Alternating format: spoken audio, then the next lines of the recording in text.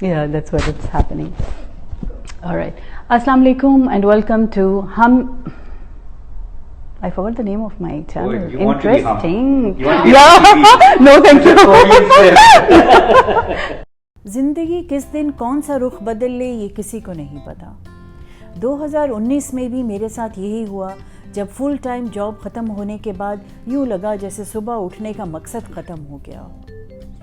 हर रोज़ ये सोच के उठती कि बस आज वही दिन है जिस दिन 100 दर और खुलने वाले हैं लेकिन महीने गुजरने के बाद भी ऐसा कुछ नहीं हुआ।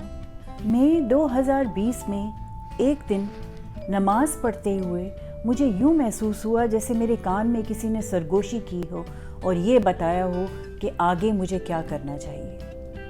और यूँ इस चैनल चार चाय चैटर की तख्लीक हुई।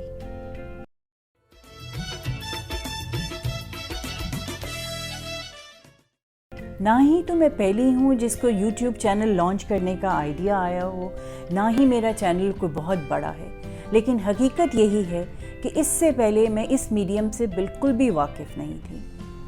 अब जब ये फ़ैसला कर लिया कि हमने वीडियोस बनानी हैं तो एक अच्छे वीडियोग्राफ़र और एडिटर की भी ज़रूरत थी। यहाँ भी ऐसे लगा जैसे अल्लाह ने हाथ पकड़ लिया हो और मेरी मुलाकात एक इंतहाई प्यारी बच्ची से हुई और यूँ हमने काम शुरू कर दिया।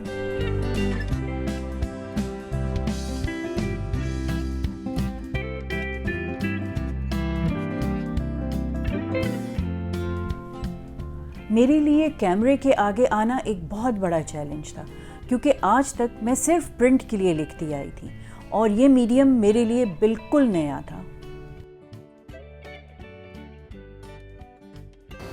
क्या रिबा, पता है कितना मुश्किल है स्क्रिप्ट याद करके बोलना। इस तरह मुझे बोलने को कहो तो मैं सुबह तक बोलती रहूँगी। आगे के रास्ते भी जैसे खुद ब खुद खुलते गए और हमने अपनी सबसे पहली वीडियो मारूफ सिंगर ज़ो अली के साथ रिकॉर्ड की और दूसरी वीडियो चैनल की इंट्रोडक्शन की जिसको आप सब ने बहुत सराहा। इस दौरान मुझे अलीमा खान और फ़ख्र आलम का इंटरव्यू करने का भी मौका मिला। अब आप पूछेंगे कि ये चैनल की क्या ज़रूरत थी, तो चैनल की ज़रूरत इसलिए थी कि मुझे ये महसूस हुआ इतने सालों में 1.2 मिलियन पाकिस्तानीज़ हैं हम यूएई में और हमारे पास इतनी ही नंबर की स्टोरीज़ हैं बताने के लिए। बहुत सारी। It was my first single as a solo artist, so I'd do something from घड़ी घड़ी। कोई तकदीर ते नहीं, मैं तेरी जागीर ते नहीं, खुलियां ने रावा मैनू। But then there is a huge labor category जो बेचारे हमारे, आप देखें जो वीडियोस में ट्वीट करता ना हूँ या पोस्ट करता ना हूँ, फेसबुक पे शेयर करता ना हूँ, उसमें आप वाजिब तौर पे देख सकते हैं कि बहुत बड़ी एक कैटेगरी है जो बेचारे उर्दू भी पूरी नहीं बोल पाते। वो मतलब समझते हैं कि हम अगर पैसा इन्वेस्ट कर रहे हैं तो हमें वापस भी उतना ही मिलना चाहिए। इट्स बीन अ कल्चर जो कि पॉलिटिकल कल्चर भी आता रहा है हमारे। तो आपका क्या ओपिनियन है?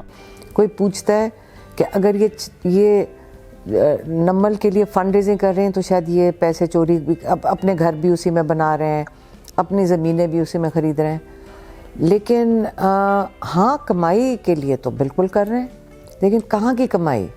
दो कमाइयाँ एक इस दुनिया में आज पूरे 1 साल के बाद सिर्फ 2 सब्सक्राइबर से बढ़कर 2000 सब्स हो चुके हैं और 62 वीडियोस अपलोड हो चुकी हैं।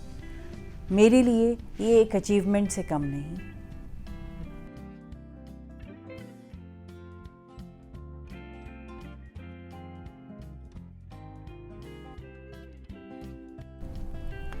लेकिन ये आसान बिल्कुल भी नहीं था। कहीं पे टेक्निकल इश्यूज थे और कहीं पे टाइम और प्लेस की कोऑर्डिनेशन के मसाइल थे। स्टेज फ्राइट की तरह कैमरा फ्राइट भी रियल है और कई बार मैंने इतने रीटेक्स दिए कि दिल किया कि काम बस यहीं छोड़ देना चाहिए। रोज़ कुछ नया सीखने को था और आज भी सीख रही हूँ। मैं हाथ इस साइड पे कर, ये वाले बस ठीक है। हाँ, पाकिस्तान की कहानी समझने के लिए हमें 1940 में वापस जाना पड़ेगा, जब एक तारीख़ी फ़ैसले में बर्र सग़ीर के बड़े सागे इसके पूरे 7 साल यानी कि 1947 में पाकिस्तान वजूद में आया। फिर आप बात खा गई। एक करारदाद यानी कि रेजोल्यूशन की शक्ल में पेश नहीं,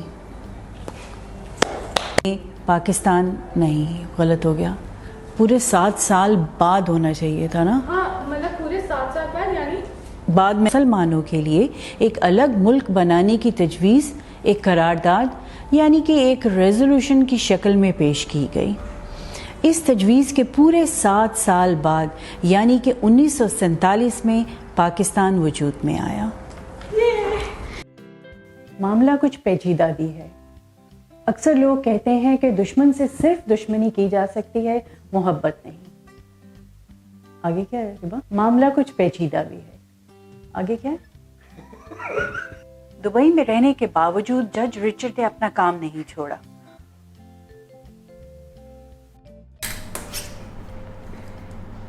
तुम्हारे लिए इजी होगा, कैसे जाओगी?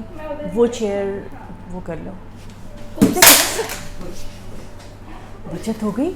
हाँ बचत हो गई। फोन की देखो, शुक्र अल्लाह का।